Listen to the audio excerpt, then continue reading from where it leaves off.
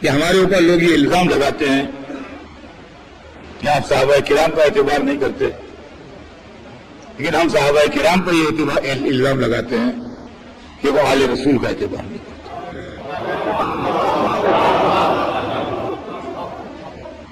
رسول کی بیٹی، رسول کا داماد، رسول کے دونوں نواسے، جن کو رسول مباہلے ملے گئے، جن کو رسول چادر کثیر میں لے کے بیٹھے، جس گھر میں رسول رہتے تھے اسی گھر میں وہ لوگ رہتے تھے، رسول دروازے پہ آ کے سلام کرتے تھے۔ اگر اس گھر والے گھر کر سکتے ہیں تو بھروسہ کس گھر پر کیا؟ اب اعتبار کے قابل بھی کون رہ گیا کہ میرا کیا بھروسہ ہے اور آپ کا کیا بھروسہ اور اس کا کیا بھروسہ؟ جس نے رسول کی زبان چوسی تھی، اگر وہ قابل اعتبار نہیں ہے، یہ پشت رسول کو حالت نماز میں بیٹھے تھے، اگر وہ قابل اعتبار نہیں ہے تو جن نے نماز پیچھے پڑھی تھی وہ کیا قابل اعتبار؟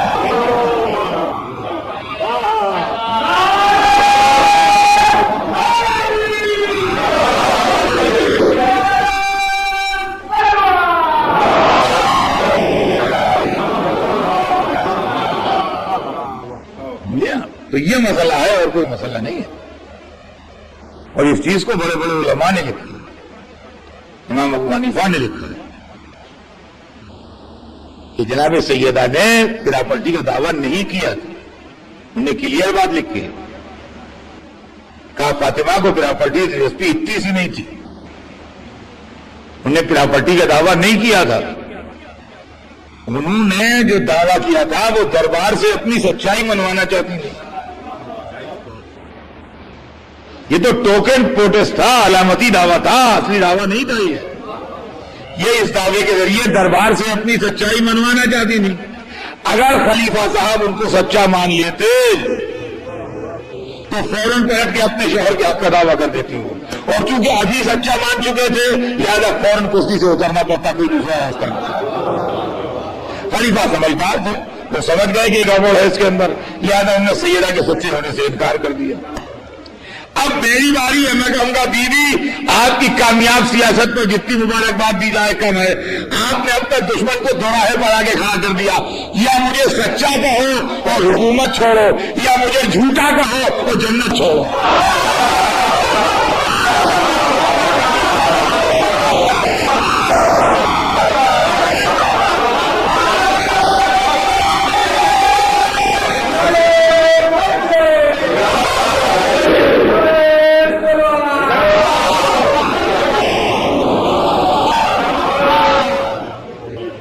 ایک کا نام ہے فدق، ایک کا نام ہے کربلا۔ غدیر جو ہے وہ آپ کا ٹرننگ پوائنٹ ہے، اگر غدیر نہیں ہے تو آپ کے الگ سے وجود کا کوئی جواز نہیں ہے۔ فدق جو ہے وہ دودھ کا دودھ اور پانی کا پانی ہے۔ اگر آدمی تعصب کی عینک اتار کے دیکھے تو حق و صداقت سب سمجھ میں آ جاتی ہے کہ رسول اللہ کی بیٹی اور رسول کے خاندان والوں کے ساتھ کیا سلوک کیا گیا، سلوک کیا ہم ان پر کیسے اعتبار کریں۔ اور کربلا جو ہے وہ دوپہر کا چمکتا ہوا سورج ہے، گرمیوں کے دن، یا نہ آسمان پر ذرا سی گرد ہو، نہ ذرا سا بادل ہو، نہ ذرا سا غبار ہو، نہ ذرا سا کوہرا ہو، 12 بجے دن کے سامنے میدان میں سورج چمک رہا ہے، اور آپ ہمیں کاغذ دیں کہ پڑھ لیجئے ترداب، تو روشنی کم ہے، تو روشنی کم نہیں ہے، آنکھیں خراب، روشنی کم نہیں۔ عزیزان گرامی یہ مسئلہ ہے، آج تک عالم اسلام اس مسئلے میں خاموش ہے، اور بڑے بڑے علماء نے لکھا ہے کہ بہتر یہ ہے کہ ہم اس مسئلے میں خاموش رہیں اور اس مسئلے کو ایسے مسئلوں میں قرار دیں جن کو وہ قرار ہی نہیں ہے۔ اس میں اگر ہم یہ کہیں کہ بی بی صاحب نے غلطی کی تو یہ کیسے کہہ دیں، اور اگر ہم یہ کہیں خلیفہ صاحب نے غلطی کی تو یہ کیسے کہہ دیں۔ اب بہرحال یہ تو ہر ایک کی اپنی فکر ہے، لیکن ہم نے جب مسئلے کو سوچا اور ہم نے جب مسئلے کو غور کیا تو ہم اس نتیجے پہنچے کہ جب اختلاف کی بات آ جائے تو ہم رسول کے خاندان والوں کا ساتھ دیں گے، رسول کے دوستوں کا ساتھ نہیں دیں گے۔ اس لیے ہم نے رسول اللہ کے خاندان والوں کا ساتھ دیا۔ عزیزان گرامی، اس کے بعد جناب سیدہ کے ساتھ کیا سلوک ہوا، یہ تو واقعہ جائیداد کا ہے، لیکن اس کے بعد حکومت یہ سمجھ گئی کہ جب تک فاطمہ زندہ رہیں گی تب تک ہمارے مشن کے لیے خطرہ رہیں گی۔ اب 2 روایتیں ہیں، 75 دن کی روایت بھی ہے جس کے حساب سے 13ویں جمادی الاول کی تاریخ ہوتی ہے، اور 90 دن کی روایت بھی ہے 92 دن کی جس کے حساب سے 3ری جمادی الثانی ہوتی ہے۔ بہرحال یہ تو ایک تحقیق کا کام ہے، علماء کا وہ ایک الگ موضوع ہے، لیکن 75 یا 90 دن کے اندر یعنی رسول کے 6 مہینے کے اندر رسول کی بیٹی دنیا سے رخصت ہوئی۔ اور عزیزان گرامی یہ بھی بڑا دردناک پہلو ہے، تاریخ اس سے انکار نہیں کر سکتی، ڈینائی نہیں کر سکتی تاریخ، کہ لوگ آگ اور لکڑیاں لے کے فاطمہ زہرا کے دروازے پر آئے۔ خلیفہ کا غلام جس کا نام کنفوس تھا دروازے پر آیا، انہوں نے آن کے علی کو آواز دی، کہا کہ تمہیں رسول اللہ کے خلیفہ نے بلایا۔ علی نے کہا تمہارے آقا نے کتنے جلدی رسول پر اتہام باندھا، وہ پلٹ گیا، تمہیں ایک ساتھ آگ و لکڑیاں لیے ہوئے، کہا دروازہ کھولو نہیں تو ہم گھر کو جلا دیں گے۔ کیا دنیا عالم اسلام کی بات کرتی ہے، کیا دنیا غیرت اسلام کی بات کرتی ہے؟ ہمارے سامنے یہ باتیں جو ہیں یہ کھلونے ہیں، یہ کاغذ کے پھول ہیں۔ مدینہ بھرا ہوا تھا، رسول اللہ کی بیٹی گھر پر آگ جمع ہو رہی تھی اور مسلمان چپ تھے۔ غیرت اسلام کیا اور حمیت عرب کیا؟ میں اکثر و بیشتر پڑھتا ہوں مجلسوں میں کہ اگر کردار آل رسول نہ ہوتا تو اسلام شریف آدمیوں کے ماننے کے قابل دین نہ تھا، شریف آدمیوں کے ماننے کے قابل دین نہ تھا۔ جو اپنے رسول کی بیٹی کے پہلو میں دروازہ گرا دے، جو 6 مہینے کے پیاسے بچے کو تیر مار دے، جو اپنے رسول کی نوازیوں کو اسیر کر کے شہروں شہروں پھرائے، کوئی شریفوں کا مذہب ہے؟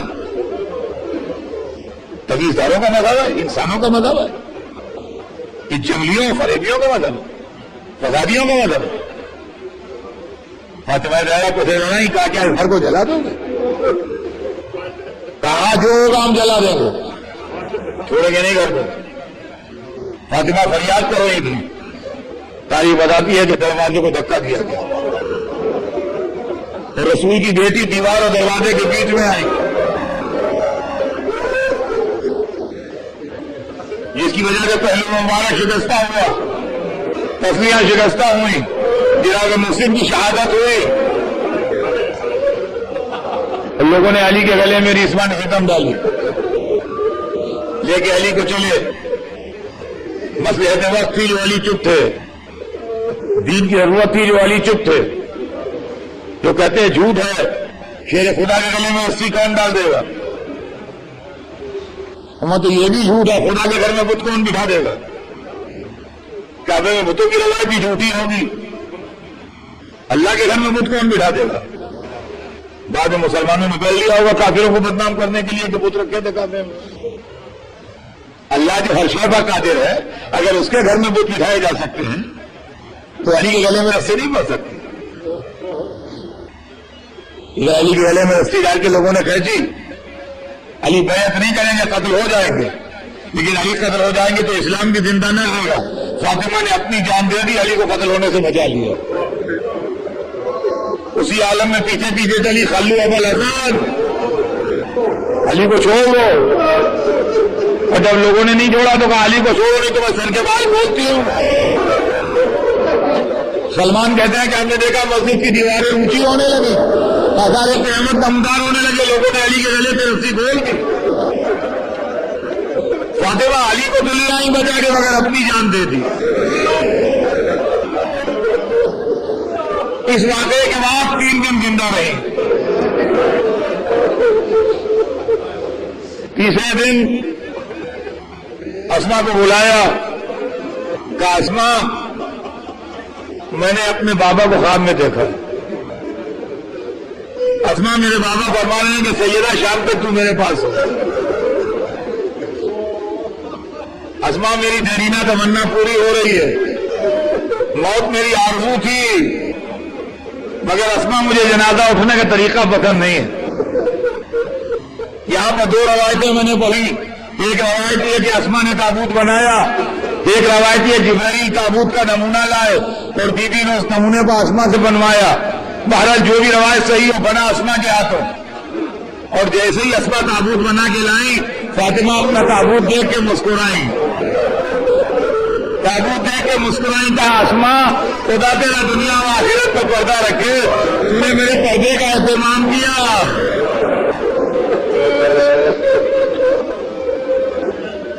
تو نے میرے پردے کا اہتمام کیا۔ یہ آخری مسکراہٹ تھی اور پہلی مسکراہٹ تھی جو رسول کے بعد آئی۔ سمجھ لیجیے، جب ماں ایسی ہو کہ تابوت دیکھ کے مسکرائے، باپ ایسا ہو کہ سر پر ضربت کھا کے کہے میں کامیاب ہو گیا، تو ایسی نسل پیدا ہوتی ہے کہ کوئی موت کو شہد سے اینا میٹھا کہتا ہے، کوئی گلے پر تیر کھا کے مسکرا دیتا ہے۔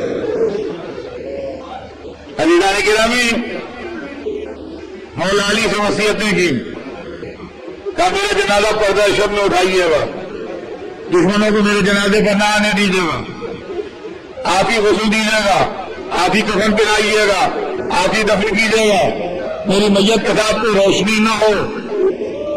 روایت بتاتی ہے کہ مولا علی شام کے قریب بی بی نے اسما کو بلایا، کہا اسما میری مدد کر، میں غسل کرنا چاہتی ہوں۔ اسما کی مدد سے غسل فرمایا، لباس تبدیل کیا، تو حجرے میں گئی، کہا اسما مغرب کی نماز کے بعد آواز دینا، اگر جواب دوں تو خیر، اگر جواب نہ آئے تو اندر حجرے میں آ جا کے دیکھنا۔ اسما کہتی ہے مغرب کی نماز کے بعد میں حجرے کے دروازے پہ گئی، آواز دی فاطمہ، جواب نہیں آیا، آواز دی ام الحسنین، جواب نہیں آیا، آواز دی بنت رسول، جواب نہیں آیا۔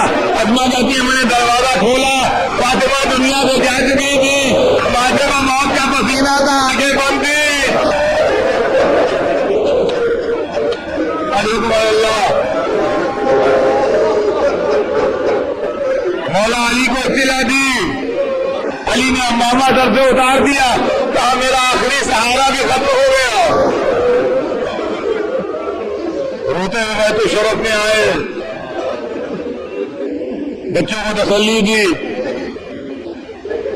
کچھ لوگ دروازے پر آن کے بیٹھ گئے تھے، علی کے گھر سے ابو ذر نکلے، کہا آپ کو واپس جائیے، جب آپ کی ضرورت ہوگی تو آپ کو بلایا جائے گا۔